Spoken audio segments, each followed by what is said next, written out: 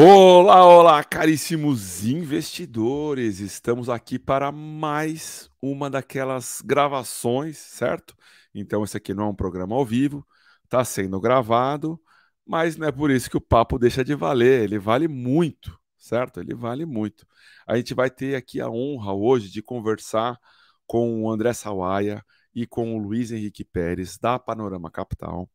E é óbvio, né? O Thales vai estar aqui comigo acompanhando nessa gravação, meu braço direito, certo? A gente vai falar sobre diversos temas, certo? Mas vamos focar um pouco no fundo, é um fundo novo, vocês ainda não devem conhecer, assim como eu conheço um pouco de lá, que já fui lá ler o relatório gerencial, ver aí os documentos da oferta, certo? Então, a gente vai falar um pouco sobre o PNCR hoje, tá bom? Eu vou chamar a vinheta do Café com Cri e a gente se fala daqui a pouco.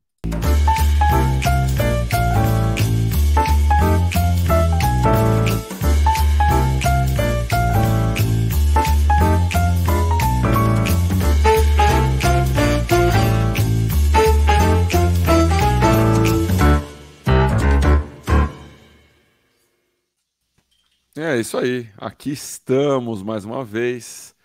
Thales Trazi, André Sawaia, Luiz Henrique Pérez, muito boa noite. Thales, eu começo com você e aí você já fala um pouquinho aí também. Boa noite, Felipe, André, Luiz e para quem está nos acompanhando aí, sejam bem-vindos aí mais um programa aí nosso do Café com Cri. Boa noite, Thales, boa noite, Felipe, boa noite, espectadores, boa noite, Pérez, prazer estar aqui com vocês.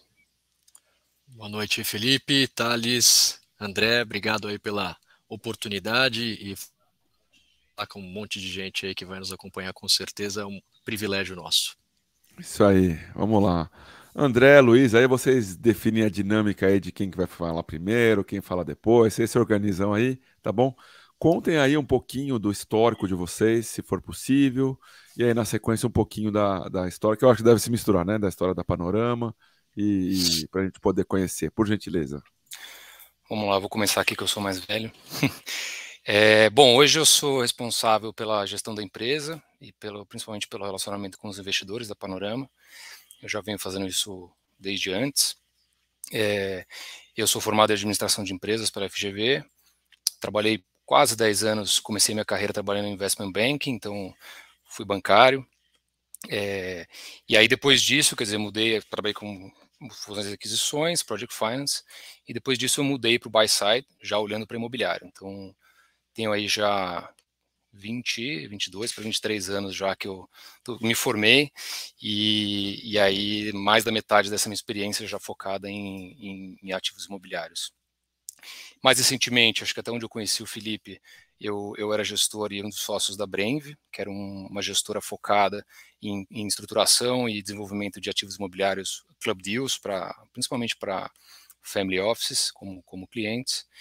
Mais recentemente, antes de fundar a Panorama, passei pela Telos, onde eu tive mais contato com o mercado público aí de fundos imobiliários. E de lá, eu e o Marcos e o Roberto Araújo, que são os primeiros sócios aqui da Panorama, decidimos sair e fundar a Panorama há praticamente 3 anos atrás, no meados de 2020 ali. Então, depois eu conto um pouco do histórico da Panorama, deixar o Pérez contar a história dele, que a gente se encontrou aí no meio dessa história.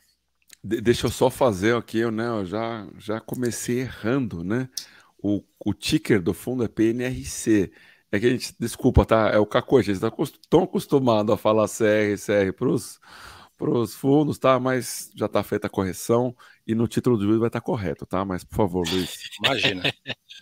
Imagina, eu também, eu passei minha vida, praticamente grande parte dela, no mercado financeiro, fazendo Corporate Investment Banking no Banco Bradesco, onde eu fiquei de 2005 a 2018. 2018, não, 2020, na verdade. Em 2020, eu optei por mudar para o outro lado do balcão, onde eu fui para a posição aí de CFO e RI para fazer a abertura de capital de uma companhia que a gente conseguiu fazer, organizei toda a parte de tesouraria, a parte de RI e tudo mais, né, a HBR Hilt.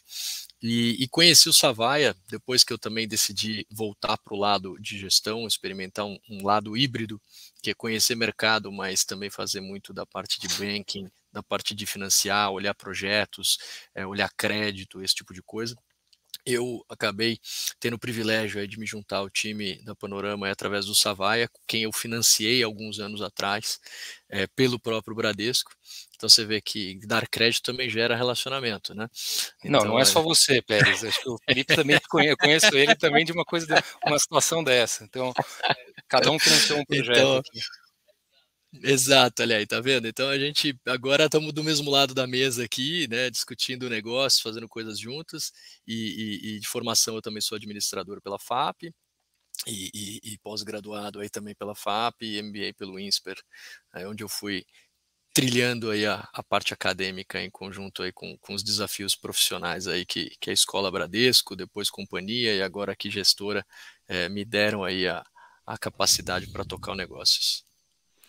Deixa eu aproveitar então, né, assim, o que o André está falando, né, assim, eu tive o grande privilégio de fazer o primeiro CRI da Dengo, que foi esse negócio que ele estava falando, que a gente fez em conjunto. E aí, só para dar um pouquinho de cor, né, no comitê de crédito que a gente fez para aprovar, gente, a gente está falando ainda de 2018. Sim. A Dengo não era na época o que era hoje, não tinha nenhum balanço fechado ainda.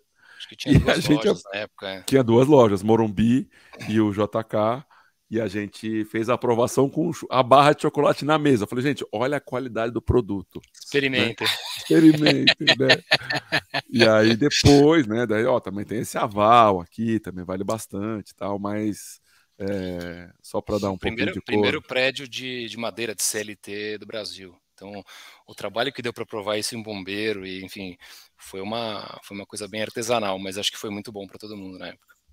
Com certeza. Eu tive. Foi o primeiro CRI que eu estruturei do começo ao fim junto com vocês, né? Então, para mim também tem uma parte bem legal aí. Tinha bastante contato com o Gabriel também na época, né? Sim. E com o Lucas também. Sim. Mas aí, conta aí da Panorama, para a gente não ficar só falando do passado, vamos falar do presente e futuro. Vamos lá. Exato. Bom, a Panorama é uma gestora jovem, os 3 sócios estavam antes na Telos juntos, a gente saiu para montar o nosso negócio, a gente tinha na cabeça algo um pouco diferente. Então lá no começo da pandemia ali, estava aquela bagunça, a gente, literalmente da sala da minha casa, né, eu não tenho filho todo o tempo em casa, sou separado, e aí a gente começou na mesa de jantar, não tinha escritório, né, naquela época não tinha por ter escritório no começo. Então eu, o Marcos e o Roberto, a gente começou a empresa. A tese que a gente escolheu para desenvolver na época era uma tese de desenvolvimento logístico, então a gente montou o primeiro fundo imobiliário com chamada de capital, com começo, meio e fim, e com intenção de gerar ganho de capital puramente através do desenvolvimento. Depois vieram alguns outros, né? Então hoje a gestora tem 10 pessoas no time, é um partnership, 5 são sócios de fato. Nosso passivo hoje, os investidores vai da casa, principalmente focados em multifamily offices e single family offices. A gente, até pela notícia que saiu recentemente, a gente deve começar a migrar um pouco para outros tipos de passivo, e principalmente um tempo aí saiu uma notícia, mas que é uma coisa que ainda não está 100% assinada, mas está concluído praticamente, que é a venda de uma participação da Panorama para uma outra gestora, que é a AZQuest. Então, a AZQuest era uma gestora puramente focada em ativos líquidos, então fundos de ações, macro, crédito, enfim, outras estratégias, e a gente veio fazer parte de uma nova plataforma lá dentro, que é de ativos alternativos. Então, hoje eles têm já um time de agro que já tem um fundo listado, que começou acho que em outubro do ano passado, se não me engano, tocado pelo Galício. Exatamente.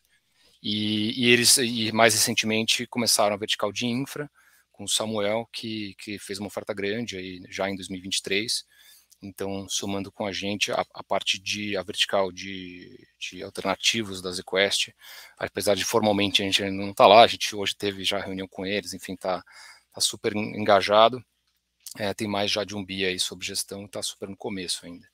Então, para a gente, acho que é importante, a gente consegue aumentar literalmente a nossa capilaridade. Hoje a gente poucas dezenas de investidores na nossa base, mas são poucos, e a ideia é que a gente faça, então, adicione as bases de varejo e eventualmente também do institucional, mais fundos de pensão, RPPS, enfim, outros investidores que hoje a gente passa mais longe, ou tem muito poucos aqui dentro. Então, a ideia é essa, levar a nossa experiência de tijolo, de estruturação, de desenvolvimento e agora de crédito para esse passivo que a gente ainda não atende. Então, hoje, de forma bem resumida, a empresa tem 3 verticais. A primeira, que é de Private Equity, que a gente chama, que é de desenvolvimento. A gente tem 3 fundos hoje, sendo o PNDL, que a gente chama, que é o Panorama Desenvolvimento Logístico principal. Lá no início da empresa, a gente captou 200 milhões de reais, a gente está terminando de investir no desenvolvimento de galpões. É uma tese que, depois de locar os galpões, a gente vende e devolve o capital para o investidor. A gente tem 2 outros veículos, um pouco menores, mas que tem uma tese parecida. Então, Panorama Properties e um outro ativo, que é um Club Deal, de galpão. E aí, as 2 últimas que a gente montou, né, no ano passado, que a gente chama de Public Equities, que nada mais é do que uma estratégia de FOF, né? A gente, na estrutura de um FIC-FIM, a gente faz investimento em fundos imobiliários do Estado. Então, a Carolina Mendes, que é a nossa sócia, que toca, junto com o Marcos, né, que a gente não falou aqui, mas o Marcos Freitas é o CIO daqui da empresa. E por último, a vertical mais recente, que a gente trouxe o Pérez aqui para tocar, para ser nosso sócio, que é onde hoje a gente está mais falando sobre crescimento, né, até pelo momento de mercado. Então, a gente em outubro, na verdade a oferta fechou mais recentemente, mas a gente começou a investir, teve já o capital que está hoje dentro de casa, já alocado, praticamente. É um fundo que começou pequeno. A gente tem 41 milhões de reais, a gente deve crescer esse fundo um pouco mais agora, mas a estratégia como um todo, o Pérez vai falar mais no detalhe, é uma estratégia que deve se ampliar para um veículo mais com a cara de varejo. Então, a gente está numa fase de transição agora que deve começar a render frutos aí nos próximos meses. Muito em função também dessa conversa com a ZQuest, que é investida na XP, e todo esse ecossistema deve dar uma impulsionada na nossa capacidade de trazer novos passivos. Acho que de forma bem resumida é isso. Assim, somos uma gestora jovem, mas a gente está bastante animado aqui com o time e com os novos sócios. Show. Conta pra gente um pouquinho mais então, Luiz, aí do que você foi fazer aí, e aí na sequência a gente também fala um pouquinho de momento de mercado, né, que também, né, tá simples, né, tá fácil, né? Super. Tranquilo. Céu de brigadeiro no Brasil, São Paulo, Brasil, uma beleza, as taxas estão super boas e tal, né? Mas acho que foi um momento muito interessante, né, que casou muito o interesse da Panorama em montar essa vertical e a experiência, né, que eu vivi isso por muito tempo. Eu enfrentei eu comecei a cobrir real estate lá em 2012. Em 2012, você pegou a cauda do primeiro ciclo de crescimento muito forte que aconteceu ali nos idos de 2006, 7, 8 em diante, que foi uma grande velocidade ali, advento de lei de alienação fiduciária, patrimônio separado, etc., deu uma baita acelerada no mercado. Dali para frente, obviamente dentro das instituições financeiras, e leia-se Bradesco, que sempre foi um grande banco que apoiou o setor, a gente fez muito negócio, apoiou muitas empresas indiscriminadamente. Obviamente, onde eu estava nas grandes, médias e grandes, fazendo essa cobertura, mas com um viés muito voltado, de fato, aí às operações variadas, né? Os mercados ali, os bancos, eles ocupavam uma grande lacuna desse mercado e dominavam, carregando os créditos, né? O mercado de capitais ainda era muito incipiente naquele momento, os mercados de fundo imobiliário mais ainda, né? Eles experimentaram um primeiro momento que não teve um ciclo muito longevo, a primeira onda de emissões, e aí depois que de fato a coisa engatou e começou a ter um ciclo mais virtuoso de crescimento, entendendo um pouco mais os agentes nesse mercado, né? Então, a crise de 16, né, que pegou as empresas com a ausência da lei de distrato, as empresas muito alavancadas, as empresas muito aceleradas, não só em alavancagem financeira, mas em alavancagem operacional, porque tinham muitos projetos lançados, e naquela época os projetos eram de grandes quantidades de unidades, então você pegava um empreendimento... Tinha a questão regional também, né, Luiz? Você tinha a diversificação geográfica ela se tornou, naquele primeiro momento, né, no 14, 15, uma avenida de crescimento, mas depois ela se mostrou absolutamente infrutífera, né, porque ninguém entendia. O primeiro que experimentou isso foi a Cyrela, quando ela recebeu um primeiro impacto de um projeto gigantesco em Salvador e teve que reconhecer um baita prejuízo de obras e tudo mais, e a turma continuou acelerando, e quem acelerou muito se machucou muito feio, né? Leia-se aí PDG, Rossi, Viver, empresas que de fato não tiveram a possibilidade de achar um retorno dessa agenda, né? Já tinham passado do ponto. Ali naquele momento, eu vivi muito aquele ponto de ter que reestruturar as empresas, ter que dar fôlego para as empresas, ter que abrir operações de crédito a mais para as empresas, ter que convencer o comitê de crédito do banco a entender que para você recuperar você precisava dar mais um meio, né? Você precisava trabalhar de uma maneira mais equilibrada, porque senão, de fato, a gente teria uma quebradeira muito grande de empresas importantes que continuaram, que fizeram essa travessia e que continuam sendo players relevantes no mercado hoje, né? Eu lembro naquela época, a minha carteira, eu tinha um time comigo, eu já liderava uma equipe, era uma carteira de 10 bi de real em operações imobiliárias, né? Sejam CRIs, debentures, CCBs imobiliárias e financiamentos imobiliários. Então você tinha um nível de exposição e que você estava muito concentrado. E você pegou o incorporador tendo que revender 2, 3 vezes o empreendimento para então ele conseguir te pagar. Eu acho que algumas coisas de lá para cá mudaram bastante, seja nos bancos, seja com as empresas e especialmente com o mercado de capitais. Eu acho que os bancos entenderam, após aquela situação, que a grande concentração de risco, de exposição no setor, em várias modalidades, era algo perigoso de se administrar, porque é um ciclo muito longo, né? O cara compra um terreno e ele vislumbra entregar um projeto em 5 anos. Então, assim, em 5 anos acontecem inúmeras coisas no Brasil. Você começa em um Brasil, constrói em outro, entrega em outro. Você só não sabe qual é o melhor que você tem que estar originando e entregando. Né? Então, você tem um desafio muito grande que acontece nesse cenário. E claramente os bancos perceberam isso naquele momento, né? Que a grande concentração de exposição em várias verticais, corporativo, para terreno, fianças para permuta e plano empresário, né? O famoso plano empresário, que é o financiamento à construção, ele criou uma certa preocupação para o setor. Eu acho que a partir daquele momento, e o início do processo de transição para o mercado de capitais aconteceu exatamente porque os bancos estavam muito tomados em crédito nas empresas e as empresas começaram a ir buscar esse recurso para poder girar a sua operação, para poder recomprar e destratar e poder girar e pagar um pouco de banco, começaram a usar o mercado de capitais, começaram a usar muitos CRIs. Os CRIs começaram a ganhar força, o CRI de estoque pronto, o CRI de produto acabando, o CRI de produto em vários estágios, produtos bons, produtos ruins, é óbvio, né? Todo mundo acaba tendo um pouco de tudo, mas eu acho que ali o mercado de capitais passou a enxergar um flanco de ocupação, né, um espaço para ser ocupado, e complementar um pouco dessa relação com as instituições financeiras. E as instituições financeiras, por sua vez, também entenderam que elas deveriam passar a escolher uma posição mais importante, onde elas têm mais vantagem competitiva para oferecer para o incorporador, que é no financiamento imobiliário, que vai dar um dinheiro ainda mais barato, embora a maioria dos bancos não tenha mais funding de poupança.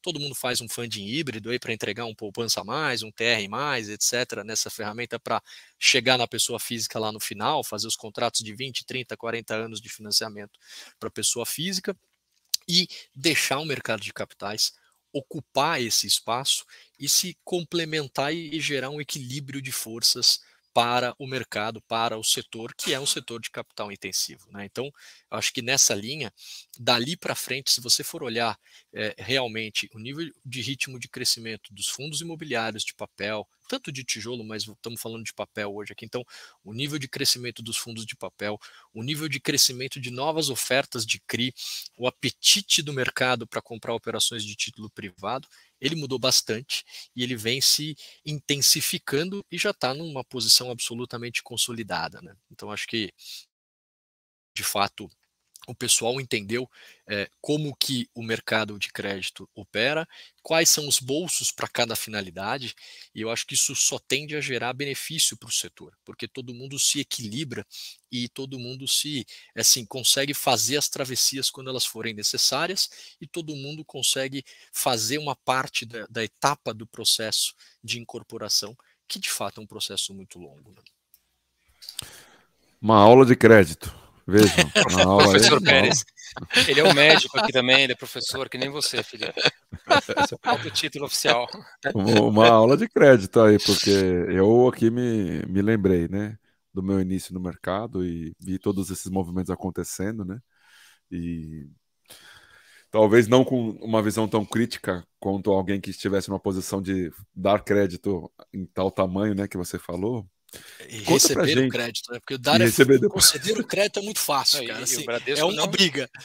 Recolher é um outro trabalho. E achar solução quando você não consegue enxergar é mais difícil ainda. O Bradesco não deixava de dar crédito, né? Assim, sempre foi ativo, né? Então, acho que isso sempre trouxe vantagens e desvantagens também. É isso aí. Exatamente. E aí, conta um pouco do racional da construção do PNRC, por gentileza, como é que vocês chegaram na estratégia e qual que é o principal foco de vocês e algum diferencial dos outros fundos aí. Vocês se dividem aí de novo, ver quem vai falar o quê. Eu só vou falar uma coisa no começo, acho que o Pérez entra no detalhe, mas que é super legal, importante. A gente demorou um pouco para trazer alguém como o Pérez para a sociedade, porque a gente procurou com bastante calma. A gente queria trazer alguém que tivesse expertise de originação e de estruturação.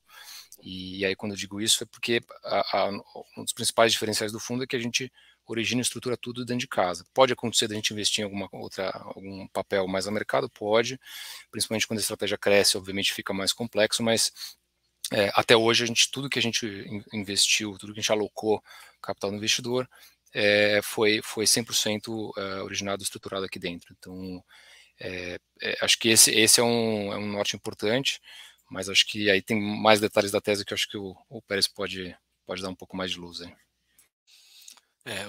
Assim, acho que o momento, né, da gente se juntar e fazer isso, e parece que foi ontem, né, porque é tão intenso o tempo, mas já fez um ano, né, então a gente brinca aqui, a companhia está com 3 anos, eu já estou com 1/3 da vida da companhia já sob a minha vivência aqui dentro. O tempo passa tão rápido que a gente não sente. Mas o que a gente percebeu, né? Eu acho que, principalmente ao longo do ano de 2022, a pandemia gerou de novo um hiato nesse setor, ali principalmente com as empresas entrando numa retomada em 19, final de 19, e um 20 com o primeiro semestre meio confuso, conturbado, do lança, não lança, fecha, não fecha, né, os eventos dos lockdowns, os travamentos dos canteiros de obras, toda uma grande preocupação no entorno, e eu acho que entrou um grande combustível nesse mercado, que foi de fato a queda brutal da taxa Selic, né? A gente viveu ali um tempo muito muito favorável para o setor. De novo, o setor acabou se empolgando um pouco mais. Eu acho que as empresas viram um momento que nunca foi vivido nos 60 anos de história desse setor, de aceleração de apetite de compra, porque o investidor ele não queria estar a nossa internet deu uma falhada aqui, mas se travar, vocês me avisam aí. Tá, foi só um cortinho, pode continuar, tá tudo beleza. Ah, então eu acho que teve um momento ali em que a coisa deu uma grande acelerada, esse advento da Selic acelerou muito as empresas. Uma coisa diferente do ciclo anterior, né, lá em 16, 17, a maioria, se não todas as listadas, tinham acabado de realizar os seus follow-ons ou IPOs. Você teve um ciclo do final de 19, no segundo semestre, com diversos follow-ons, e um início de 20, ali especialmente em janeiro e começo de fevereiro, com 2 IPOs que saíram no topo da faixa, com Greenshoe, com Horishoe, que foi da Mitre e da Moura do B, que fez com que muitas das empresas entrassem capitalizadas. Essa capitalização claramente se tornou, né, se transformou em investimentos em land bank para caramba, porque com Selic de 2, produtos de médio alto padrão, altíssimo padrão, andando bastante, todo mundo acelerou demais nos lançamentos dos projetos e andou bastante no negócio. Então, acho que nessa linha, o que a gente percebeu ali, né? Qual que é o pano de fundo, né? Para fazer um trocadilho aqui, qual que era o panorama do setor que a gente enxergava? A gente via um mercado com as empresas muito aceleradas em termos de produto, com muito produto andando, com muito produto lançando, com muito produto em land bank, ou seja, capital próprio pequeno e muita imobilização de ativo. Um momento em que as condições macro se transformaram de maneira muito rápida e abrupta. A gente saiu de um Selic de 2 e foi para 13,75 e persiste no 13,75 por um prazo não pequeno. Tivemos a porrada do INCC, né, que nos últimos 24 meses superou os 35%, o que foi muito violento, porque a média disso é entre 7% a 8% ao ano. Eles tomaram o dobro desse negócio, então isso também machucou muito as empresas, prejudicou de alguma forma também as marcas, e obviamente isso gera, no momento em que o incorporador ou ele está andando para vender, ou ele está trabalhando para fazer a manutenção da carteira do repasse dele, que é o 22, mas muito mais 23 do que 22, é a entrega que é onde ele vai beber água limpa. Ele até agora ele está pagando para trabalhar. No incorporador ele só recebe de fato o capital dele e o lucro dele no repasse. Ele não recebe antes, não adianta. O ciclo não permite que ele faça isso. Então, agora que a gente via ao longo do ano passado, montando a tese ali de maio para frente, era a gente vai ter uma necessidade das empresas, seja para pedalar os terrenos que estão comprados, projetos aprovados que talvez não tenham ambiente macroeconômico para lançar, dar fôlego para término de obra, eventualmente em alguns projetos, cujo custo andou mais do que o financiamento imobiliário contratado, ou até mesmo fôlego para você poder comercializar as unidades que não foram vendidas, porque à medida que você anda a sua carteira no INCC e o mercado piora, o comprador ele não tem capacidade de manter a compra dele ou de entrar numa nova compra. E a gente fez aqui, eu faço um parênteses de um exercício que nós fizemos, de um comprador padrão comprando um apartamento médio de R$1 milhão, pagando R$13 mil o metro quadrado. Ele comprou esse apartamento em dezembro de 20 e ele vai repassar agora em 23, junho, julho de 23. Ele pagou quase 25% à vista, carregou 75% para estar com a LTV confortável. Ele vislumbrava uma taxa de repasse de 7, 7,5% junto a uma grande instituição financeira, e ele tinha lá a capacidade dele, a parcela dele era uma parcela de R$4 mil, ele precisava de 15 mil aproximadamente de renda para poder alinhar-se, comprometendo o possível ali de máximo de parcela do seu rendimento que as instituições financeiras iam avaliar. Bom, esse cara ele imaginava dever alguma coisa como R$750 mil e tomar um financiamento a 7% por 35 anos. Ele chega agora, o saldo de 750 a 770 voltou a ser de R$1 milhão, ou seja, o sinal ou a entrada que ele pagou, ela voltou inteira para o valor do ativo dele só pelo INCC, a correção do INCC que ele tomou, e ao mesmo tempo a taxa que ele previa ser de 7, 7,5 foi para 10,5, 11. A parcela que era de 4 foi para 8. E o salário dele, que era de 14, 15 de renda, foi para 30. Quem no Brasil teve um aumento de 100% de renda nesses últimos 3 anos?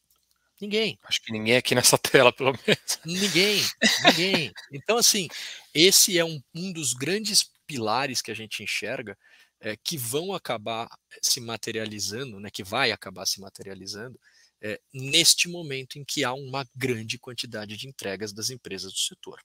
Né? Então, o que a gente se preparou para fazer via o PNRC? Ele é um primeiro fundo da casa, é onde a gente colocou ele como o nosso tão de visitas aqui sobre a estratégia, ou seja, ao invés da gente fazer como a maioria dos players de mercado, eu estou com uma ideia boa, eu vou levantar um fundo e vou dizer o que eu vou fazer. A gente foi junto aos nossos investidores, os investidores que têm uma relação de confiança com a casa, que gostam da nossa capacidade, que entendem a nossa capacidade de originação e de alocação, e levantamos um primeiro fundo, e ao invés de falar qual é a nossa tese, a gente fez a nossa tese. Então o fundo fala por si só. Então a gente com isso consegue colocar o ativo dentro de casa, contando como que a gente vai replicar esse modelo. Então, aonde que a gente focou aqui? Em ocupar esse flanco que o mercado de capitais criou, né? O mercado de crédito foi criado. Eu acho que culminou ainda com uma facilidade do ponto de vista dos bancos estarem com menos apetite nesse momento para emprestar. Eles estão mais preocupados em olhar o recebimento do que em fazer novas operações. Estão muito seletivos nesse sentido, o que não significa que só tem negócio ruim, significa que eles querem fazer menos. Então, se eles querem fazer menos, o mercado vai precisar ser abastecido com operação de crédito. Somado a esse aspecto, o que a gente enxerga aqui é uma oportunidade de se valer desse momento que as empresas estão com menos caixa disponível, menos liquidez, e vão precisar fazer liquidez para poder passar por esse período, se preparar de alguma forma antecipada por esse período, que persiste taxa alta, que tem comido mais as margens, porque obviamente pagar com CDI de 2 a dívida corporativa, o que quer que valha, é uma coisa, pagar com 13 é outra história, né? E a gente sempre brinca com os nossos, as nossas operações quando a gente vai negociar com as companhias os nossos investimentos, né? Eles falam, puxa, mas esse spread, eu falei que o spread caro é o CDI, que saiu de 2 e foi para 13, não é o meu. Então, assim, acho que a gente tem que entender aonde que está o grande gargalo da história. O negócio multiplicou por mais de 6 vezes. O meu não multiplicou por mais de 6 vezes o meu spread. Então, acho que essa é a relação que a gente ajusta quando a gente discute muito e que eu acho que tem um espaço muito grande para ser preenchido e onde a gente está focando efetivamente. Então, a gente tem um core muito claro, cidade de São Paulo, onde a gente tem uma dominância de experiência. O Marcos, ele tem uma experiência muito grande também nesse mercado, não só via GIC, onde ele fez grandes parcerias com incorporadores, como também via HG, que ele fez uma parceria com, na época, a Tecnisa, escolheu projetos, investiu em projetos e saiu de todos os projetos de maneira bem sucedida, né? Então, acho que nessa linha, a gente tem mirado o mercado de São Paulo, que é um mercado cuja profundidade ela é importante, é diferente esse mercado do resto do Brasil, é inegável isso. Aqui você tem menos risco do produto ser ruim e muito mais proteção de ajustar o preço para ele ser vendável, né? Para você monetizar isso mais rápido. Então, a gente está mirando muito nisso. A gente aproveitou, obviamente, no final do ano passado um pouco menos, porque houve uma abertura, né, das curvas efetivamente de juros e de NTN, né, de inflação, do final do ano passado para o começo desse ano. Então a gente pegou uma parte da alocação no final do ano passado ainda, que já estava bucado dentro do fundo, obviamente num nível de spread um pouco menor do que a gente gostaria, mas ainda assim muito atrativo, mas aproveitamos esse início do ano para fazer alocações melhores em termos de rentabilidade, aproveitando um pouco de advento crise de Americanas, que obviamente gerou muito estresse, muito burburinho no mercado, né, deu uma certa arrochada na precificação de ativos AAA. Obviamente, a hora que o AAA sobe, todo mundo sobe. Então, você consegue ali fixar e marcar mercado os melhores spreads da operação, que é o que a gente fez aí nesse processo. E acho que de forma muito cuidadosa, assim como o Pérez falou, olhando hoje só para São Paulo, eventualmente a gente pode, com a expansão da tese, olhar um pouco para outras praças, mas a gente não vai para praças muito alternativas. E aí, principalmente olhando para o sponsor, quer dizer, a gente sempre brinca aqui que o Marcos tem uma visão mais de ativo, pelo histórico dele, né, de investidor, e o Pérez traz a visão mais do banco, que olha muito para quem está tocando no projeto, quem é o incorporador, qual é o histórico desse incorporador. Então, aqui a gente tem um cruzamento dessas duas visões que ajudam muito na decisão do nosso comitê. Eu acho que tem uma frase que eu sempre uso que equilibra muito isso quando a gente escuta muitas pessoas perguntarem, pô, mas você não vai fazer alguma coisa um pouco mais agressiva e tal? Não há spread que pague o principal. Então, eu acho que tem um limite de você precificar os ativos e dormir tranquilo com uma carteira saudável. Então, acho que a gente está nessa situação, por isso que às vezes as pessoas brincam, mas o teu fundo é um high yield? O fundo da Panorama é um high grade? É o quê? Ele é um middle grade ali, né? A gente está mirando ativos, especialmente em tickets, cujos grandes players, que são referência no mercado, como um Kinea, como uma RBR, uma Capitânia, etc., elas não têm capacidade de participar. Ele não vai perder tempo num deal de 5, de 8, de 10 milhões de reais. Só que para o nosso momento de ciclo, para fazer essa primeira alocação, a gente foi muito feliz nesse momento de mercado, pegando esse laco, né, esse naco do mercado com esses níveis de tickets, que é um universo a ser trabalhado no mercado. Com pouca concorrência. Com pouca concorrência e muito pouca gente sofisticada olhando, né? E não é sofisticada do ponto de vista de complicar a operação, mas é sofisticada do ponto de vista de ver que tem uma oportunidade de fazer uma operação de mercado de capitais, né? Sair do tradicional capitalzão de giro que está acostumado a fazer lá e fazer uma operação mais estruturada, mais inteligente, mais eficiente, com esse tipo de sponsor que está acostumado a passear pela Faria Lima e nos grandes bancos e nos bancos de investimento e nas grandes gestoras. Então, a gente aproveitou esse momento, fomos felizes, eu acho que nesse primeiro ciclo. A originação de pipeline, ela não para, né? E a gente está exatamente como o Savai largou no começo a possibilidade aí da gente fazer agendas adicionais, aí, mirar em novos públicos e novos produtos de captação para esse mercado.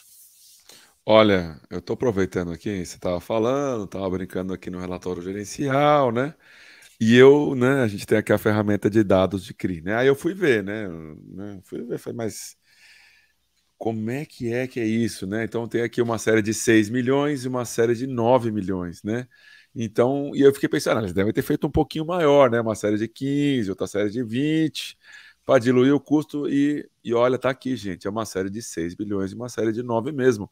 Eles tomaram o CRI integralmente, não tem assim aquele CRI que vai ser integralizado mais para frente, se tiver captação no fundo, sabe? Tem uns aí, né, no mercado, né? Tem. Então, tem uma aqui, turma ó, que manda um borrachudo, mas não sabe se vai compensar.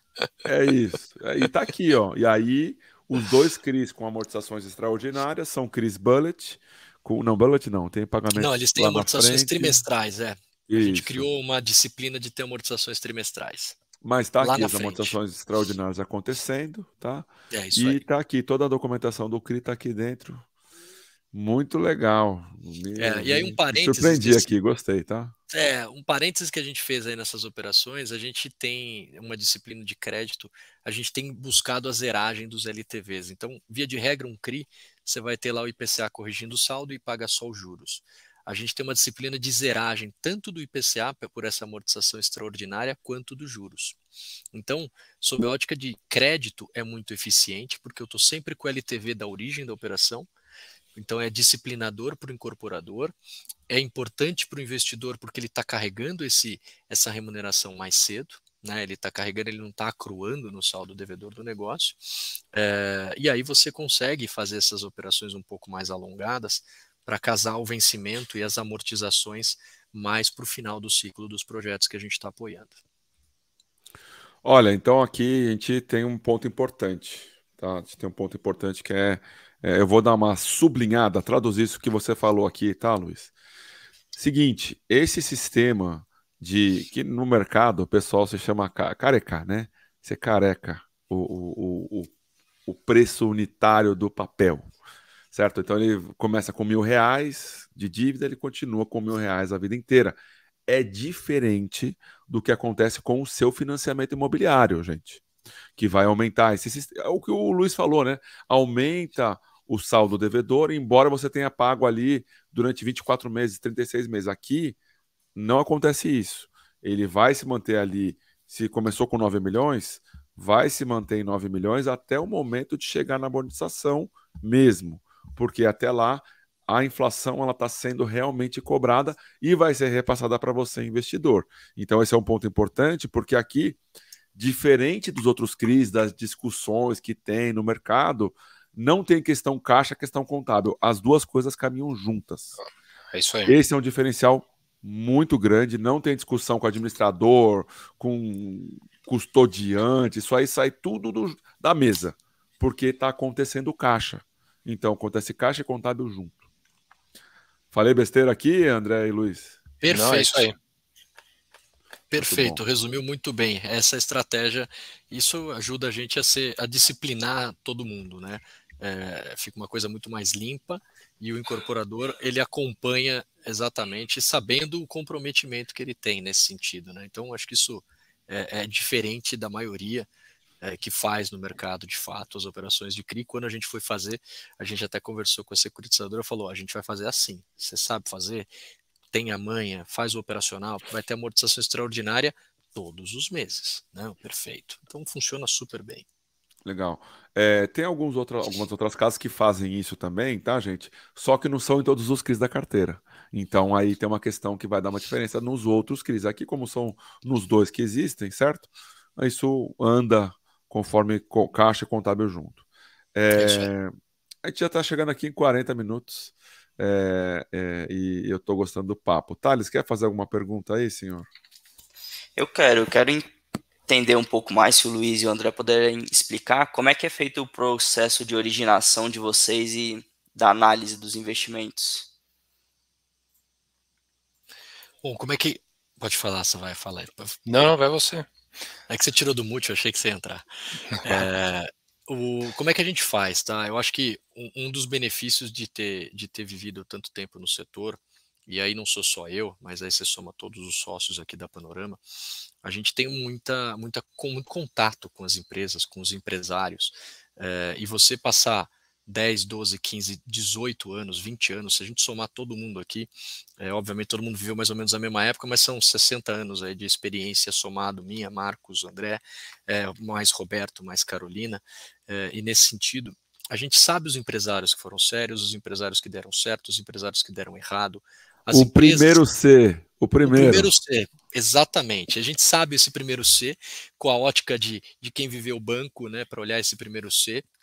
Eu acho que isso ajuda muito a gente a manter essa comunicação. Eu acho que a nossa reputação como profissionais de mercado abre muita porta para termos esse tipo de canal com as empresas. Embora a gente, por exemplo, num primeiro momento no fundo, quando a gente levantou o PNRC, a Panorama não tinha tradição, mas a gente já estava conversando ali com 50, 60 nomes, todos de contatos, o Marcos, meu, do André, do Roberto, da Carolina, para a gente usar essa expertise para ir preparando esse terreno.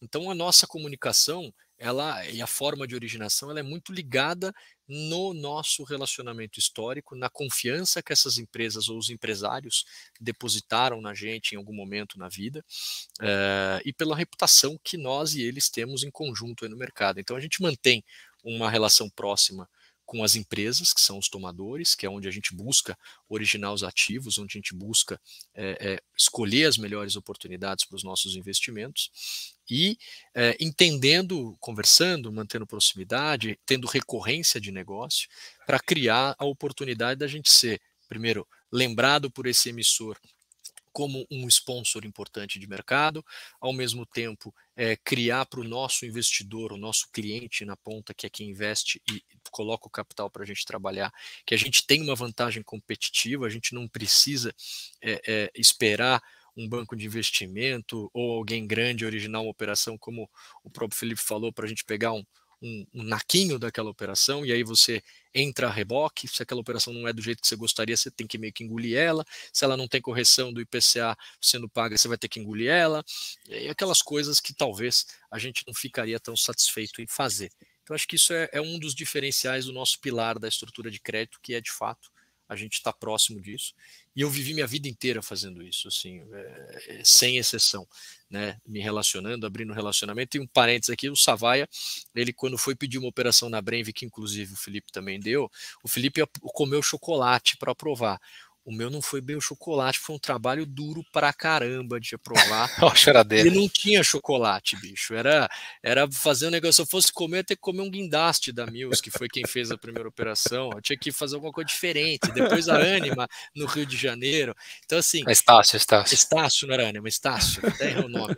Então, era um trabalho de você criar um convencimento de entender quem é o sponsor, entender usos e fontes, entender estrutura de capital, enxergar que o projeto estava offsetado do ponto de vista de funding e amarrado do ponto de vista de takeout. Então, essas premissas que a gente ao longo do tempo e da vida vai testando, e na hora que você vai discutir uma operação, você coloca elas em prática. Eu acho que tem uma coisa também que, até numa outra conversa que a gente teve, uma dessas, tipo essa que a gente está tendo aqui, o Pérez, obviamente, vem de 15 anos de Bradesco, e lá ele só tinha um cliente, que era o tomador, né? E um dia ele soltou aqui, não, porque a gente estava negociando com o cliente. Eu falei, Pérez, brinquei com ele, falei, Pérez, o nosso cliente é um investidor. Mas não tem jeito, porque e acho que esse cacoete ajuda muito na originação. Porque, de fato, óbvio, né, quem paga nossas contas e o interesse que a gente zela em primeira instância aqui é o do nosso cliente, que é o investidor, É né, o o do cotista. investidor. Mas, de fato, a recorrência e a capacidade de entender a necessidade de quem está do outro lado da mesa gera uma conversa fluida que ao longo do tempo você vai fazendo outras operações, gera uma confiança mútua, né? Então, acho que a experiência do Pérez de 15 anos de Bradesco ajuda muito nisso, e então a gente consegue falar assim, de forma bem segura de que a gente origina aqui dentro por conta disso. Eu achei bem interessante. É lógico, né? Eu tenho bem menos tempo de comitê de crédito que o Pérez, mas eu me senti, às vezes, vivendo as palavras do comitê ali, os termos, achei demais, tá? Achei demais. É interessante, né? Porque a gente vê, querendo ou não, pelas palavras que as pessoas utilizam, né? Do que elas são feitas. A gente vai observando, né? Você viu, é o Então, jargão, né? Ele chegou aqui, o nosso comitê mudou, assim, a forma de comunicação, impressionante. não, e ajuda Impressionante. muito, agrega demais, porque Realmente é uma impressionante. vivência que não é todo mundo que tem, né? Assim, principalmente É, desse mercado, né? é uma De grande fundos imobiliários. escola. É uma grande escola, né? O mercado financeiro é uma grande escola. Eu acho que aproveitei um baita momento ali do banco naquele momento em que, de fato, tinha um grande apetite. E agora a gente aproveita esse outro lado aí para usar essas manhas que a gente pôde Ô, viver. Felipe, o Pérez saiu do Bradesco, você viu o que aconteceu agora? O resultado caiu. Você viu? Está passando por dificuldade lá, não consegue mais. Perdeu a liderança de crédito imobiliário dos últimos 2 anos para o Itaú, cara. Eu falei, aí tá de A gente trouxe a estrela brincadeira. para cá. Maravilhoso. A gente costuma, né, fazer essa conversa assim um pouco mais técnica, né, um pouco mais trazendo detalhes para os investidores, para eles saberem quem são os gestores, as pessoas que estão à frente dos fundos. Se vocês puderem, para a gente poder caminhar para a conclusão, tá? Trazer um pouco da visão. Vocês já falaram todo o contexto histórico, né? Até chegar o momento que estamos hoje e uma breve previsão, né, do que está acontecendo agora para os próximos meses. E é natural que esse ciclo ele não se mantenha estagnado por muito mais tempo. Já tem previsão de redução de taxa de juros, né? Já ontem dia útil, né? O CDI futuro já bateu aí um dos menores patamares desde o último pico, né? Então a gente está caminhando para uma mudança, né? E aqui mesmo no Clube FI a gente vê que está começando a emissão, a gente vê o negócio esquentando, né? A gente vê os motores esquentando. Se vocês puderem também trazer um pouco dessa visão para os próximos 12 meses aí que vocês estão tendo. E de novo, tá? Quando eu faço essa pergunta, eu falo assim, ó, não quero bola de cristal, quero aí o que vocês estão achando, o que vocês estão vendo, como que vocês estão tomando decisão, tá? Bom, o que a gente está vendo, né? Eu acho que, de novo, mercados muito maduros, eles mantêm uma oportunidade de eles não param, né? São Paulo, por mais que você desacelere, ele vai continuar tendo uma oferta de 50 mil, 60 mil unidades. Ele não vai ter 90, que talvez foram os picos, mas ele continua tendo uma grande oferta para padrões normais de operação. Eu acho que a gente teve uma grande e grata surpresa positiva, principalmente quando a gente pegou ali nas divulgações de resultado das empresas do ano passado, né, o fechamento que aconteceu ali em meados de março, começo de abril, principalmente mais final de março, um nível de alavancagem crescente, um aumento de estoque igualmente crescente e margens um pouco mais comprimidas.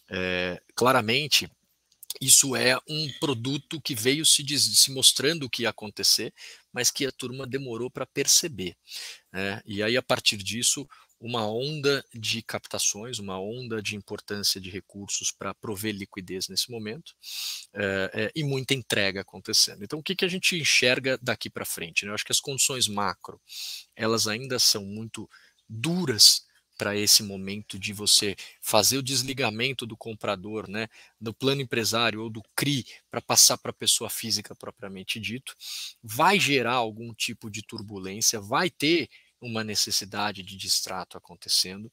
Obviamente, essa necessidade de distrato, a gente estima que ela seja infinitamente menor do que foi vivida lá em 16 e 17, por conta claramente do advento da lei, da força com que essa lei tem sido colocada em prática, que está aparentemente dando certo, os números estão aparecendo, mas em doses muito menores no balanço das empresas. As empresas, por sua vez, elas não pararam de vender, o que foi um ponto muito importante no primeiro trimestre. A gente viu pelas prévias operacionais que foi uma grata surpresa. A gente tinha uma preocupação que houvesse um arroxo também da comercialização. Então você pega produtos de Minha Casa Minha Vida, as empresas fizeram um turnaround operacional, Tenda, MRV, que sofreram muito com o aumento de custo, a Cury fluindo como um reloginho, Plano, etc. e tal.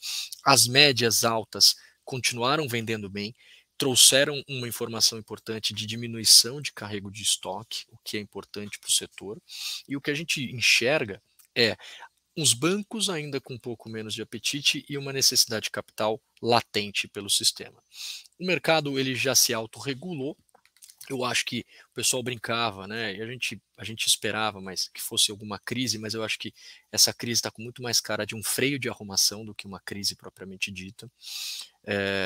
A queda de juros, de alguma forma, ela vai levar um tempo para chegar na ponta, mas eu acho que a perspectiva é muito importante. Esse setor ele vive de expectativa, ele não vive de realidade. A expectativa é positiva, ele capta. Eu fui num evento uma vez de política, né? E aí o cara ele era um analista que estava tentando prever a eleição, né? E aí só tinha gente do mercado financeiro. Aí ele falou assim: olha, tanto vocês quanto eu trabalhamos no mesmo setor, né? Todo mundo ficou com a cara de interrogação. Mas como assim, né? Eu fico tentando acertar quem vai ganhar a eleição, vocês ficam tentando acertar o CDI, inflação, né? Mas Todo tudo, mundo né? erra, todo mundo erra. Mas todo mundo baseado na expectativa do que está acontecendo agora, né? Você já Claro. tem uma previsão de CDI reduzindo, Exato. né? Isso que você está falando é perfeitamente a realidade, né? A gente faz as previsões baseado no que a gente está vivendo hoje, não no que a gente viveu ontem, né? Então é uma realidade plena aí. Exatamente. Exatamente. Então a gente enxerga que o mercado ele de fato não parou, ele teve um ajuste rápido, o que foi muito bom. Os projetos que a gente financiou, os que a gente entrou, eles estão saudáveis do ponto de vista de comercialização, em mais ou em menor dose, mas estão muito bem equilibrados. O mercado tem reagido muito bem.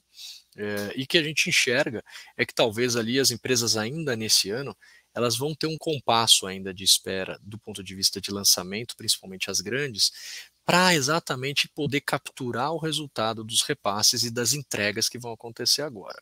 Né? Muita coisa começa agora em maio, junho, vai até novembro, assim, grande parte do que a gente estudou de empresas. Então, em tudo acontecendo normal, vai voltar muito capital para o setor.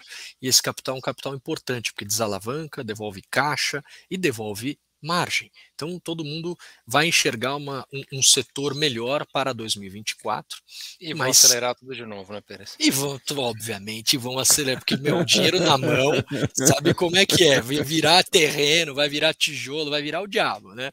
Mas a gente está preparado exatamente para isso e eu acho que é muito bom para todo mundo que participa do setor você não ter uma desaceleração muito abrupta e muito contínua. Né? Ajusta, corrige-se as anomalias, obviamente existem anomalias que estão machucando vários fundos, aí obviamente foram criados ativos e portfólios em outro momento de mercado, mas eu acho que quem está fazendo o seu trabalho ali, né, mirando aonde sabe, onde tem experiência, onde tem expertise, tem muita oportunidade, seja com o mercado um pouquinho desacelerado, onde se aumentam os níveis de spread, seja num momento de mercado acelerando, onde os bancos também não vão ter capacidade de suprir a necessidade de dinheiro. Então, mercado financeiro, mercado de capitais, ele tem o seu lugar ao sol, nas duas situações. No mercado em desaceleração, precisar girar ativo pronto, precisar de um fôlego, em velocidade de cruzeiro, porque você vai continuar comprando, vai continuar gerando terreno. Para cada projeto você tem um equity, às vezes você ajusta um pouquinho menos de equity, põe um pouquinho de dívida junto com o plano empresário, e assim vai girando a roda em projetos que a gente enxergue como satisfatórios. Então é um pouco disso que a gente mira, mas o André conclui aí, por favor. Não, acho que é isso. A nossa percepção vai a 6 a 12 meses atrás é de que seria até mais desafiador do que está sendo, né? Acho que, como o Pérez falou, esses últimos 2 trimestres vieram até mais positivos nas empresas do que a gente estava imaginando, mas ainda assim existe uma demanda por capital. Eu acho que agora talvez os incorporadores estejam vislumbrando muito mais uma ponte para um momento que se aproxima de um pouco mais de tranquilidade do que como uma sobrevivência a qualquer custo. Então acho que para a gente não, ao contrário, é bom. Não tem, as oportunidades elas são um pouco mais fáceis de avaliar, e a gente vê a turma um pouco mais tranquila, né? Excepcional o papo, gente. Realmente um papo muito bom. Você que está ouvindo, né, que esse programa, né, esse mais de ouvido que de ver alguma coisa na tela, tem um prato cheio aí para lavar uma louça grande aí, para fazer uma viagem grande até outra cidade. Tá aí um prato cheio para poder escutar. Podcast. O podcast, é isso aí.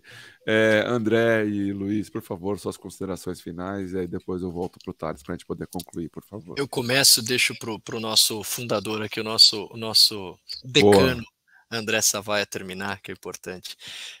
Primeiro agradecer de novo, Felipe e Thales, aí pela agenda, pela oportunidade.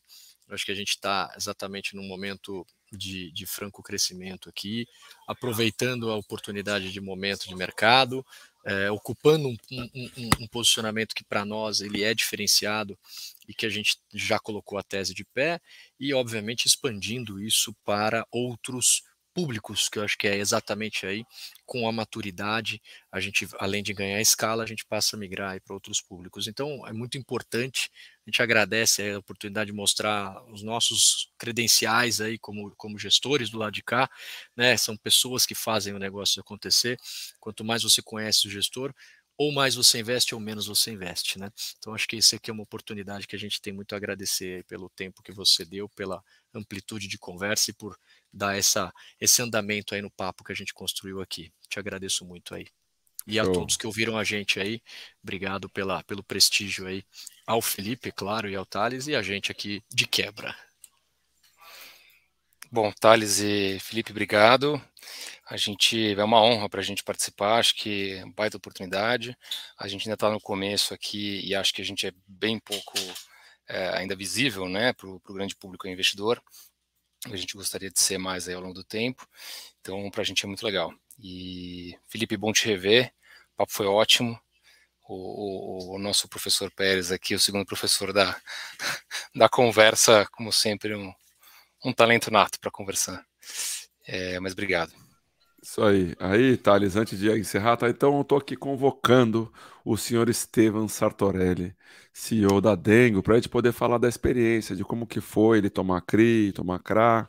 Então, uma empresa poder vir aqui. Então, está feito o convite. Eu vou mandar só esse trechinho para ele poder ver depois a gente aqui falando.